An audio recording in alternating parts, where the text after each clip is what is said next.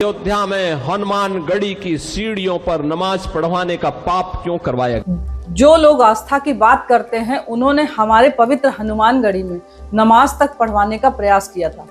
जरा सोचिए, क्या कोई जामा मस्जिद के अंदर हनुमान चालीसा का पाठ करवा सकता है? क्या कोई भी सरकार ऐसा कर सकती है? फिर हनुमानगढ़ी की सीढ़ियों पर नमाज पढ़वाने का पाप क्यों किया गया? इस स्टेटमेंट को मुख्यमंत्री योगी आदित्यनाथ ने अयोध्या की एक जनसभा में दिया। आखिरकार वह कौन सी घटना है जिसका जिक्र मुख्यमंत्री योगी आदित्यनाथ ने किया? आइए जानते हैं 2003 का वह पूरा मामला क्या है जिस पर 23 साल बाद राजनीतिक गलियारों में चर्चा हो रही है। घटना है नवंबर 2003 की, जब उत्तर प्रदेश में समाजवादी पार्टी की सरकार थी और उसके मुखिया थे मुलायम सिंह यादव। उस समय अयोध्या विवाद का शांतिपूर्ण और आपसी बातचीत के जरिए समाधान निकालने का प्रयास किया जा रहा था।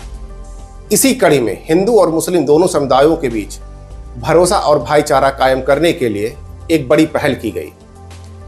पहल की शुरुआत करते हुए हनुमानगढ़ी के सागरिया पट्टी के उस समय के महंत ज्ञानदास ने अपने परिसर में एक रोजा इफ्तार पार्टी का आयोजन किया, जिसमें बाबरी मस्जिद के मुख्य पक्षकार हाशिम अंसारी, मुस्लिम नेता सादिक अली के साथ तकरीबन 500 मुस्लिम प्रतिनिधि और स्थानीय लोग शामिल हुए। पहले इस रोजा इफ्तार को हनुमानगढ़ी की सीढ़ियों या वहां की मुख्य सड़क पर आयोजित किए जाने की योजना थी, लेकिन स्थानीय संतों के विरोध और सुरक्षा कारणों से तत्कालीन एसएसपी राजीव सभरवाल ने इसकी अनुमति नहीं दी। इसके बाद इसे परिसर के अंदर महंत ज्ञानदास के निवास क्षेत्र में आयोजित किया गया। रोजा इफ्तार का यह कार्यक्रम बहुत ही पीसफुली से संपन्न हो गया। शुरुआत में इसे हिंदू मुस्लिम एकता की मिसाल के रूप में देखा गया, लेकिन इफ्तार के तुरंत बाद यह आरोप लगा कि कार्यक्रम के दौरान हनुमानगढ़ी परिसर या उसकी सीढ़ियों पर भी नमाज अदा की गई। मंदिर परिसर के भीतर नमाज पढ़े जाने की बात सामने आते ही अयोध्या के अन्य संतों, पुजारियों और हिंदू संगठनों ने इसका तीव्र विरोध किया।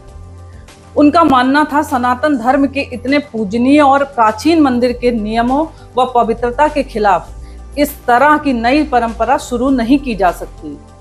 विवाद को बढ़ता देखकर महंत धर्मदास ने इलाहाबाद हाई कोर्ट की लखनऊ बेंच में एक याचिका दायर कर दी। साल 2005 में कोर्ट ने हनुमानगढ़ी परिसर में रोजा इफ्तार या ऐसे आयोजनों पर अंतिम रोक लगा दी। इसके बाद महंत ज्ञानदास ने भविष्य में ऐसे आयोजन न करने की घोषणा भी की। 2003 की यह घटना सांप्रदायिक एकता के प्रयास के तौर पर शुरू की गई, लेकिन धार्मिक परंपराओं के उल्लंघन के आरोपों के चलते लंबे विवाद का कारण बनी, जिस पर बाद में अदालत ने पूरी तरीके से रोक लगा दी।